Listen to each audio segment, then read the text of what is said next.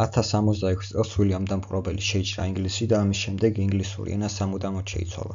თუმცა მაინც რაში გამოიხატება ეს ცვლილება შეიძლება იკითხოთ.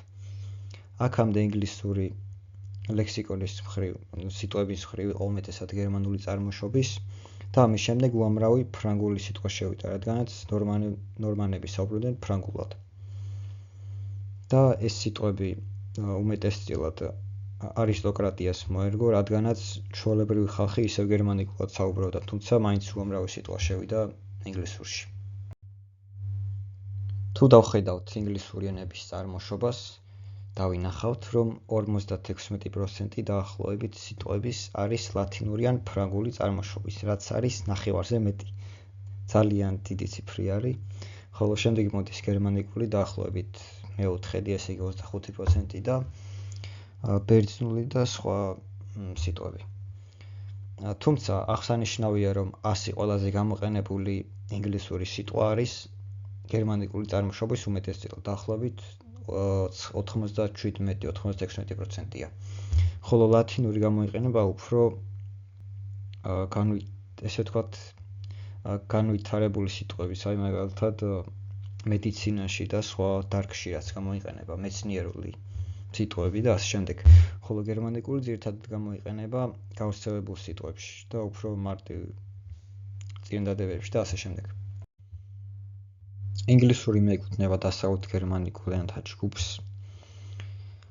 რომელშიც შედის ჩრდილოეთ ზღვის გერმანიკული, რომელშიც არის ინგლისური და ინგლისური არის ანგლიკური ენათა ჯგუფი. ანგლიკური თავის მხრივ არის ანგლოფრიზიული. ხოლო თუ შევხედავთ ყველაზე ახლოს მდგომ ენას ინგლისურთან, დავინახავთ, რომ არის ანგლო-შოტლანდიური და ფრიზიული. და ასე თუ ისე ქვემო გერმანულიც. ეს არის ყველაზე ახლოს მდგომი ენები, ასე ვთქვათ, ინგლისურთან. ბევრი მიიჩნევს ფრიზიულ ენას ყველაზე ახლო მდგომ ენად ინგლისურთან, რადგანაც ანგლო-შოტლანდიური, ესე იგი სკოტური, რომელიც ასევე მიიჩნევა ახლობელ ენად ინგლისურის, ზოგი მას მიიჩნევს ენად, ხოლო ზოგი დიალექტად, რადგანაც სკოტური არის ძალიან მსგავსი ინგლისურის, ძალიან დიდი მსგავსება არის. და ფრიზიული არ არის ერთი ენა, არამედ სამი ენა არის. სამი სხვადასხვა ენა არის ფრიზიulis. მასზე საუბრობს 450,000 ადამიანი და გავრცელებულია ნიდერლანდებში და ჩრდილოეთ გერმანიაში. ფრიზიული განვითარდა ძველი ფრიზიულისგან, რომელიც ძველ ინგლისურს ძალიან ჰგავდა. ანგლო-შოტლანდიური, ესე იგი სკოტური, მიიჩნევა ყველაზე ახლო ენა ინგლისურთან. ანგლო-შოტლანდიურად საუბრობს 1,5 მილიონი ადამიანი დიდ ბრიტანეთში და ირლანდიაში. თანამედროვე ინგლისური და ანგლო-შოტლანდიური ორივე წარმოიშვა ძველი ინგლისურისგან, რომელზეც საუბრობდნენ ნორმანების შემოსევამდე, ესე იგი 1066 წლამდე. ამის შემდეგ შუა ინგლისური განვითარდა.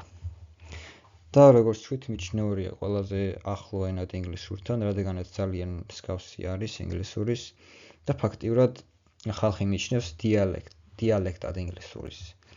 და ამიტომაც თუ დიალექტად მივიჩნევთ სკოტურს, მაშინ ფრიზიული გამოდის ყველაზე ახლო ენა, თუმცა მაინც სხვადასხვა ენა არის, რადგანაც